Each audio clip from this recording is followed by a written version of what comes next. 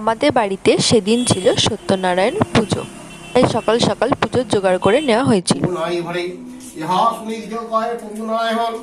আমি হই সুনতিজ সত্যনারায়ণ, আমার এই পুজোতে হয় দুঃখ বিমোচন যোগ্য নারায়ণ নমস্তে। ওং পাপ হং পাপ রমাহং পাপাত্মা পরশম্ভবে হরিমাং পুণ্ডরিকাক্ষং সর্বো পাপ। ঠাকুর মশাই পঞ্চপ্রদীপ দিয়ে আরতি করে নেওয়ার পরে দুধ, ময়দা, খোয়া ক্ষীর, কাজু বাদাম, কিশমিশ দিয়ে চিনি মেখে নিয়েছিল।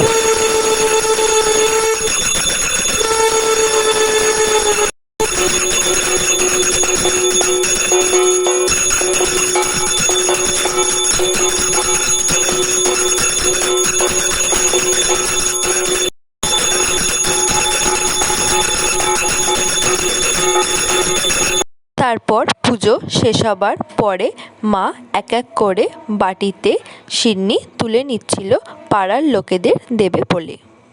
এক এক করে সবার বাড়িতে সিন্নি দেবার পরই আমার চলে এসেছিল একটা নায়কা থেকে পার্সেল। এবার তো অতিরিক্ত রোদ উঠবে, তাই জন্য কিনে প্রচুর ট্যান পড়বে, তাই আমি দেরি না করে তাড়াতাড়ি করে অর্ডার দিয়ে নিয়েছিলাম সানস্ক্রিন। একটা হলো হট অ্যান্ড কি সানস্ক্রিন SPF 50 আর একটা ডার্মা সানস্ক্রিন। এই সানস্ক্রিনটাও খুব ভালো স্কিনের পক্ষে। তোমরা সানস্ক্রিন ব্যবহার করলে SPF 50+ ছাড়া ইউজই করবে না। SPF 50+ সানস্ক্রিন ইউজ করলে তোমাদের ট্যানের হাত থেকে স্কিনকে কিছুটা প্রোটেক্ট করবে।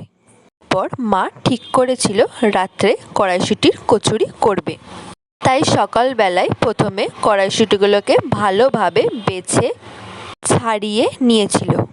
তারপর কড়াইশুঁটিগুলোকে ভালোভাবে জলে ক্লিন করে নেওয়ার পর মিক্সার গ্রাইন্ডে দিয়ে ভালোভাবে পেস্টটা তৈরি করে নিয়েছিল। ময়দা মাখার পর পিঠের মতো সাইজ করে তার মধ্যে পুর ভরে ভালোভাবে মুখটা এঁটে দিয়ে তেল দিয়ে বেলে নিতে হবে। কচুরিগুলো বেলে নেওয়ার পর গরম তেলে ছেড়ে দিতে হবে লুচির মতো। হয়ে গেল গরম গরম কড়াইশুঁটির কচুরি। তোমাদের ভিডিওটা কেমন লাগলো সেটা আমাকে অবশ্যই কমেন্ট করে জানিও। আবার দেখা হবে নেক্সট কোনো পার্টে। ততক্ষণের জন্য সবাই তোমরা খুব ভালো থেকো, সুস্থ থেকো। তো সবাইকে বাই।